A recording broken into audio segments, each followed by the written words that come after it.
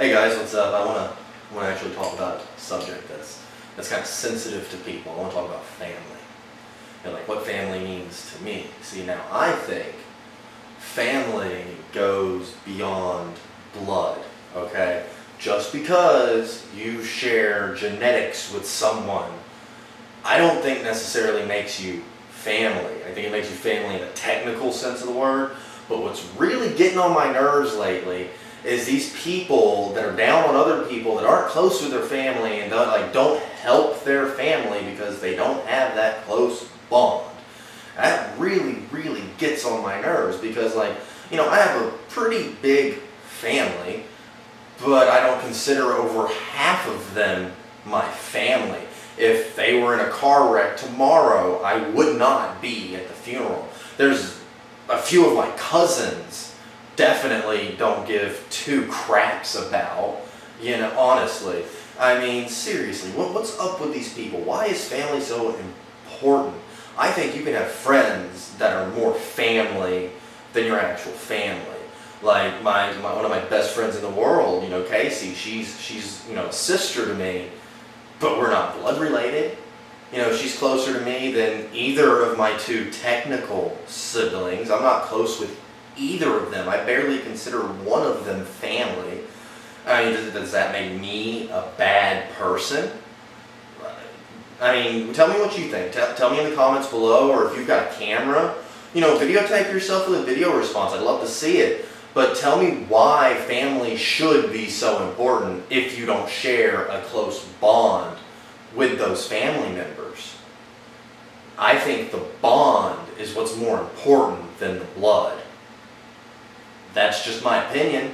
I don't think it makes me a bad person like I've been told. I don't like to think that I'm a bad person. I don't think anybody likes to think they're a bad person. Well, I don't think I'm a bad person anymore. That's a whole nother story. You don't even want to go there.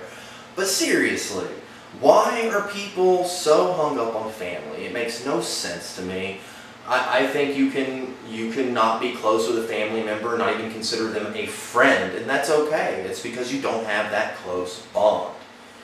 I'd say you have a sister, Siblings don't share the chemical, biological bond a mother and child do. I mean, when you have a child, your physiology changes to, make a bond with that child.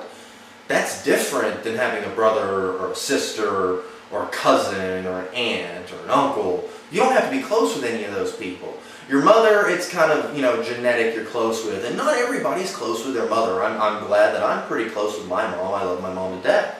She's great. She supports me. She doesn't judge me for the most part. Sometimes she does, but that's just who she is.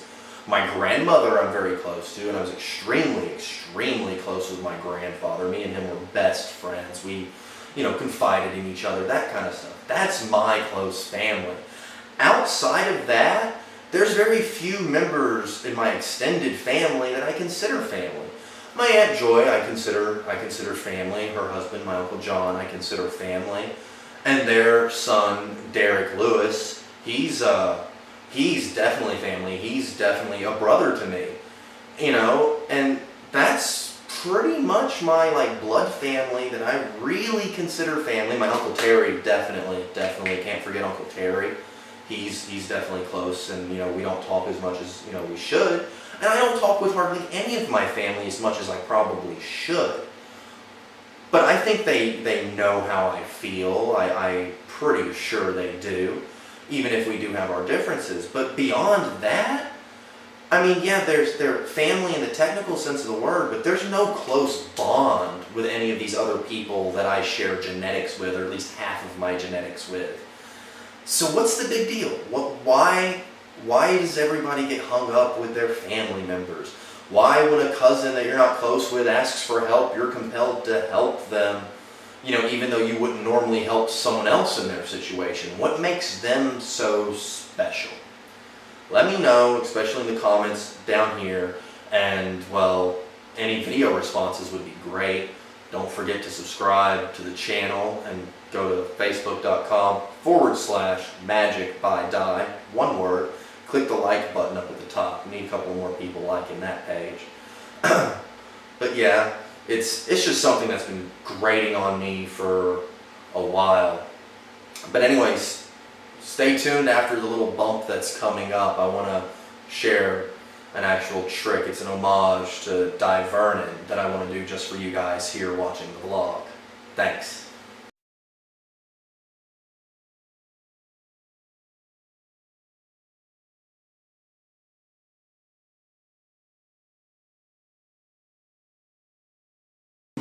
Hey guys, thanks for sitting through that rant. Yeah, it was pretty bad, but that's okay. I got a reward for you.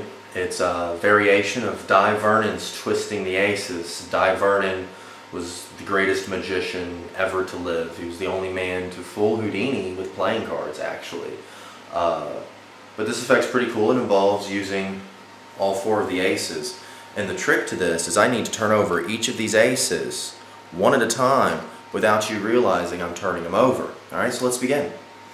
It only happens when I snap my fingers, so pay attention. Just like that. Do you see it happen? You can see now the ace of diamonds is face up and all 4 of the other aces are face down. So watch. Do you see it happen? Ace of diamonds turns face down. Ace of clubs turns face up. Now that was a twofer. It's a little bit difficult, so I'm going to do one at a time from here on out. So watch close.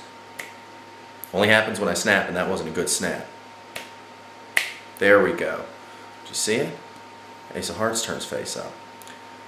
You see it's all 4 of them. So we've done 3 so far. We've done the ace of hearts, the ace of clubs, and the ace of diamonds. That leaves the ace of spades. But it only happens when I snap my fingers, so watch. You can see we have all 4 of these aces face down. And watch when I snap my fingers. There we go. Just like that. The ace of spades turns face up.